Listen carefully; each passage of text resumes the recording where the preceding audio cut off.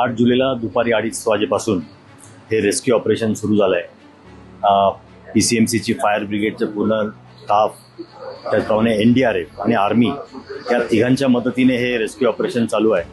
आणि या रेस्क्यू ऑपरेशनमध्ये आपल्याला 15 लोकांना रेस्क्यू करण्याचं देखील यश मिळालं आहे. आता हा शेवटचा जो टप्पा आहे, या टप्प्यामध्ये बिल्डिंग ज्या पद्धतीने कोसळली आहे ते बिल्डिंगचे स्लॅब एकत्र झालेले आहेत आणि आता जे उरलेले 8 लोक अडकलेले आहेत, तर ते 8 लोक जिथे अडकले आहेत तिथे दोन्ही स्लॅब एकत्र आल्यामुळे NDRFला त्या बिल्डिंगमध्ये शिरणं अवघड होत आहे. शिवाय या बिल्डिंगच्या अवतीभोवती खूप कचरा साचला आहे. कचरा आतमध्ये पण खूप गेलेला आहे, कारण कचरा पडूनच ही इमारत कोसळली आहे.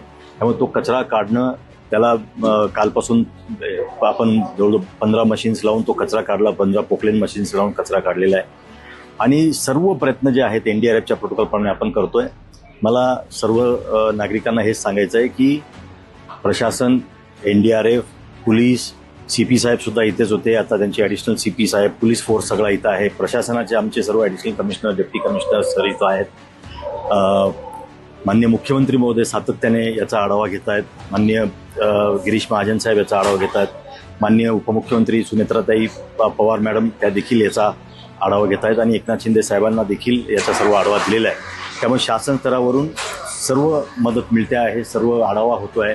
आमचे महापौर साहेब, आमचे स्टँडिंग कमिटी चेअरमन, आमचे सर्व नगरसेवक आहेत, पदाधिकारी आहेत, पक्षनेते, हे सर्व इथे येऊन जात आहेत. खासदार महोदय, आमदार महोदय देखील इथे येऊन गेले.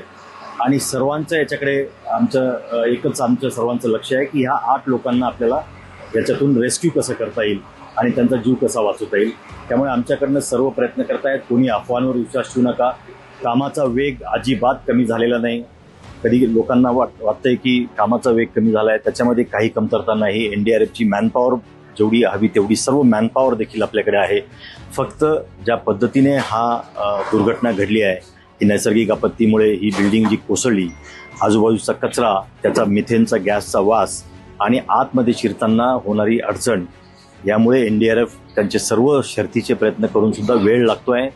पण हे रेस्क्यू ऑपरेशन ज्या वेगाने चालू राहायला पाहिजे त्याच वेगाने चालू राहणार आहे. ही घटना घडल्यापासून माझ्यासहित मी, माझे अतिरिक्त आयुक्त, महापालिकेचे वैद्यकीय सर्व अधिकारी, फायर ब्रिगेडचे आमचे सर्व वरिष्ठ अधिकारी, आपत्ती व्यवस्थापनचे अधिकारी, पोलीस विभागाचे स्वतः पोलीस आयुक्त साहेब इथे होते, पोलिसांचे DCP इथं आहेत, सर्व इन्स्पेक्टर इथं आहेत, जॉईंट CP इथं आहेत, ॲडिशनल CP इथं आहेत.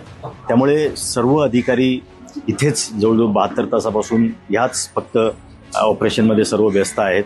आणि त्यामुळे या ऑपरेशनमध्ये कोणतीही कमतरता राहणार नाही असा आमचा प्रयत्न आहे.